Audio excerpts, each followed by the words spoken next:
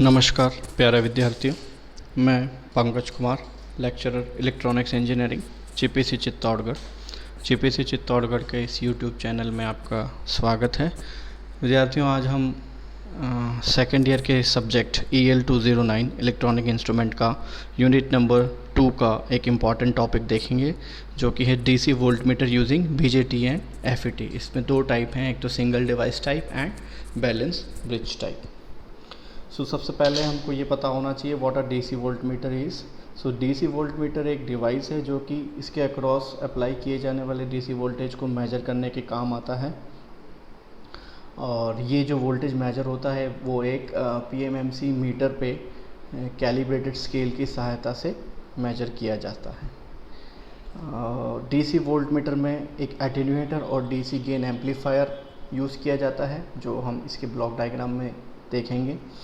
So basic block diagram जो है इसमें आपको एक एटेन्यूएटर और एक DC गेन एम्पलीफायर और एक PMMC मीटर दिखाई देगा।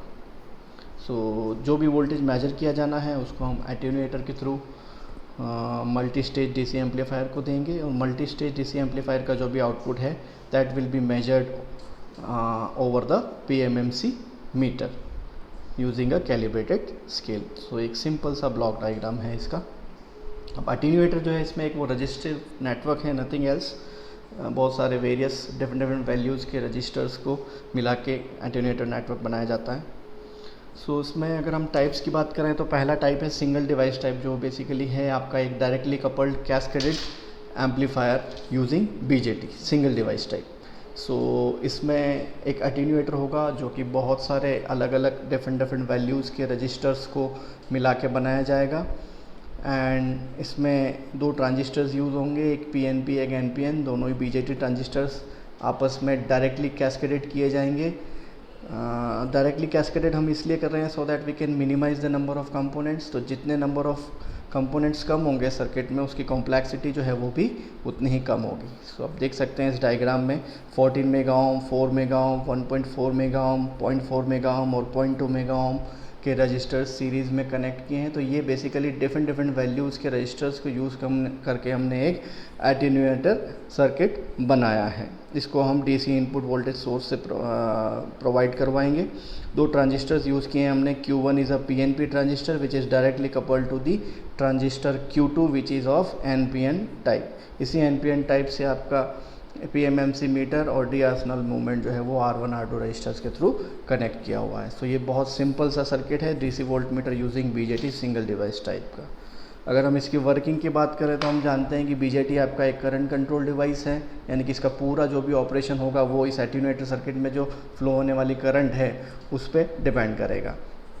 सो हमको डायग्राम में ये दिख रहा है कि 14 मेगा ओम का जो रेजिस्टेंस है वो ट्रांजिस्टर Q1 के साथ सीरीज़ में कनेक्टेड है। देखिए ये डायग्राम में Q1 ट्रांजिस्टर के साथ 14 मेगा ओम का जो रजिस्टर है वो सीरीज़ में कनेक्टेड है। सो हम ये जानते हैं कि ये जो एटेन्यूएटर नेटवर्क बनाया है हमने वो डिफरेंट रजिस्टर्स को यूज़ करके बनाया है, तो उससे हमको एक डिफरेंट वोल्टेज की एक पर्टिकुलर रेंज मिलेगी। देख सकते हैं आप 14 mega ohm, 4 mega ohm, 1.4 mega ohm, 0.4 mega ohm, 0.2 mega ohm के अक्रॉस अलग अलग voltage 30 volt, 10 volt, 3 volt, 1 volt.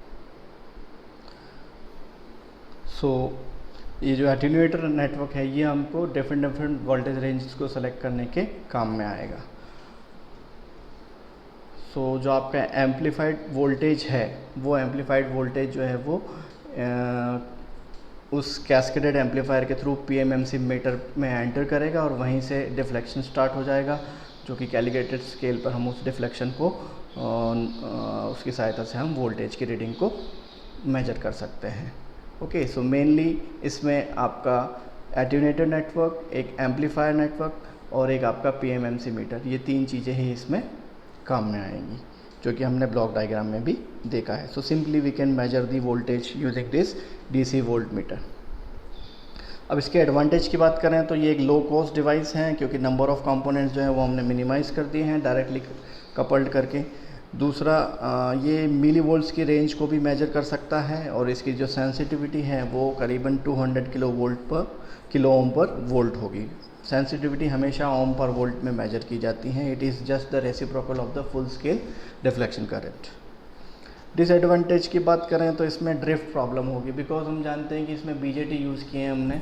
सो बीजेटी के साथ में हमने ये एनपीएन और पीएनपी दोनों को डायरेक्टली कपल किया है। डायरेक्टली कपल करने की वजह से एक ट्रांजिस्टर की जो रिवर्स सैचुरेशन करंट है वो दूसरे को मिलेगी and directly it will amplify it.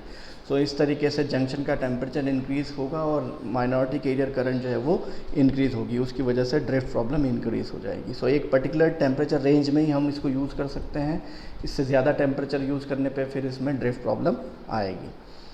दूसरा, अब इसमें ट्रांजिस्टर्स जो हैं वो आप उनके नंबर ऑफ़ ट्रांजिस्टर्स के यूजेस पे रेस्ट्रिक्शन है, बिकॉज हम यहाँ पे अगर 2 से ज़्यादा ट्रांजिस्टर यूज़ करेंगे तो वो भी वापस डायरेक्टली कपल कॉन्फ़िगरेशंस में होंगे और उस वजह से वापस जो उसकी करंट है वो एम्पलीफाई हो जाएगी, तो ड्रिफ्ट प्रॉब्लम अगेन इंक्रीज़ होगी। सो इस वजह से नंबर ऑफ़ ट्रांजिस्टर्स भी हम ज़्यादा इसमें यूज़ नहीं कर सकते। अगर हमको ज़्यादा गेन चाहिए तो हमको ज़्यादा ट्रांजिस्टर्स यूज़ करने पड़ेंगे, बट ड्रिफ्ट प्रॉब्लम के रेस्ट्रिक्शन की वजह से हम इसमें ये नहीं कर पाएंगे। सो ये मेनली इसमें इसका डिसएडवांटेज है। सो अब हम बात करते हैं दूसरा, जो एफईटी को यूज़ करके directly coupled cascaded amplifier DC voltmeter हैं, वो भी सिंगल डिवाइस टाइप, जिसमें हमने एफईटी को यूज़ किया है। सो बीजेटी वाला जो डीसी एम्पलीफायर वोल्टमीटर है उसकी सेंसिटिविटी बहुत कम होती है और लोडिंग इफेक्ट वाली प्रॉब्लम जो है वो उसमें आती है। That means it creates a high load to the input circuit. So इस वजह से हम एफईटी डिवाइस को यूज़ करते हैं इस सर्किट के साथ में। अब एफईटी का सबसे बड़ा एडवांटेज क्या है, इसका हाई इनपुट इम्पीडेंस। अब इसके हाई इनपुट इम्पीडेंस की वजह से हमको ये जो इसका इनपुट सर्किट है डीसी वोल्टमीटर का, उसमें लोडिंग इफेक्ट की जो प्रॉब्लम आ रही है उसको हम ओवरकम कर सकते हैं due to the high input impedance of FET. और इसकी वजह से इसकी जो सेंसिटिविटी है वो भी पिछले वाले बीजेटी कॉन्फ़िगरेशन से ज़्यादा हो जाएगी, यानी कि बढ़ जाएगी। सो इसका सिंपल डायग्राम अगर हम देखना चाहें तो सेम कॉन्सेप्ट पे बेस्ड है। इसमें भी हमने एक एटेन्यूएटेड नेटवर्क यूज़ किया है जो कि 9 mega ohm, 0.5 mega ohm, 0.25 mega ohm, 0.15 mega ohm और 0.10 मेगा ओम से मिलके बना है। सो एक रेंज सेलेक्टर स्विच यूज़ किया जाएगा जो कि पर्टिकुलर वोल्टेज रेंज को सेलेक्ट करेगा, बिकॉज 9 मेगा ओम के अक्रॉस हमको 5 वोल्ट मिल रहा है, 0.5 मेगा ओम के अक्रॉस हमको 10 वोल्ट मिल रहा है। इसी तरीके से 0.15 मेगा ओम के अक्रॉस हमको अलग अलग डिफरेंट वोल्टेजेस मिल रहे हैं, लाइक 20 एंड 50 वोल्ट। सिमिलरली हम इसमें एक ट्रांजिस्टर यूज़ किया है एफईटी, जो कि आपका Q1 ट्रांजिस्टर है। इसी से हमने जीरो एडजस्टमेंट रजिस्टर इसको यूज़ किया है, कनेक्ट किया है डायरेक्टली। देन हमारे पास में 2 ट्रांजिस्टर्स हैं, Q2 एंड Q3, दोनों ही एनपीएन ट्रांजिस्टर्स हैं। इसको सप्लाई हमने VCC से दिया है और इसी के साथ R3 और R4 से हमने PMMC डायरेक्शनल मूवमेंट से कनेक्ट किया है। सो ये सिंपल सर्किट है आपका डीसी वोल्टमीटर यूजिंग एफईटी का। अब इसकी वर्किंग की बात करें तो पिछले वाले में जो बीजेटी यूज़ किया था हमने वो करंट कंट्रोल डिवाइस था। अब एफईटी जो है वो आपका वोल्टेज कंट्रोल डिवाइस है। सो इस वजह से जो हमने रेजिस्टेंस नेटवर्क या एटेन्यूएटर नेटवर्क यूज़ किया है वो हमेशा हम शंट में कनेक्ट करते हैं। आप सर्किट में भी इसको देख सकते हैं, शंट के अक्रॉस ही हमने लिखा है input DC voltage to be measure, यानी कि जो वोल्टेज हमको मेजर करना है that is connected across parallel to this attenuator network. Okay, advantage की बात करें तो एफईटी की वजह से इसमें हमको हाई इनपुट इम्पीडेंस मिल रहा है और जो बर्नआउट प्रॉब्लम है पीएमएमसी मीटर की वो रिमूव हो जाती है, बिकॉज जैसे ही इसमें एक्सेस करंट फ्लो होगी वो एक्सेस करंट जो है वो कैस्केडेड डीसी एम्पलीफायर को सैचुरेशन में डाल देगी। अब सैचुरेशन में जाने की वजह से ये जो बर्नआउट की प्रॉब्लम है वो रिमूव हो जाएगी, बिकॉज एक्सेस करंट उस पीएमएमसी मीटर में से फ्लो नहीं हो पाएगी। और लोडिंग इफेक्ट रिमूव हो जाने की वजह से इसकी जो सेंसिटिविटी है वो भी बढ़ जाती है। अगर हम डिसएडवांटेज की बात करें तो इसमें भी हमने 2 एनपीएन ट्रांजिस्टर यूज़ किए हैं, तो drift problem remains the same. और दूसरा डिसएडवांटेज ये है कि ये मिली वोल्ट रेंज की जो हाई गेन डीसी एम्पलीफायर्स हैं, मिली वोल्ट की जो रेंज के जो वोल्टेजेस हैं उनको ये मेजर नहीं कर सकता है। इस वजह से हमको इसमें high gain DC amplifier use करना पड़ता है। उसके लिए हमको नंबर ऑफ़ ट्रांजिस्टर्स भी ज़्यादा यूज़ करने पड़ते हैं, लेकिन अगर हम नंबर ऑफ़ ट्रांजिस्टर्स ज़्यादा कैस्केडेड यूज़ करेंगे तो ड्रिफ्ट प्रॉब्लम अगेन इंक्रीज़ हो जाती है। तो ये भी इसका एक डिसएडवांटेज है।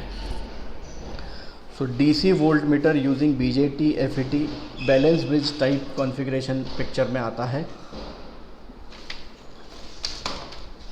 सो अगर हम बैलेंस ब्रिज टाइप में देखें तो जो आपका ट्रांजिस्टर वोल्टमीटर है, यानी कि ऐसा वोल्टमीटर जिसमें हमने ट्रांजिस्टर को यूज़ किया है।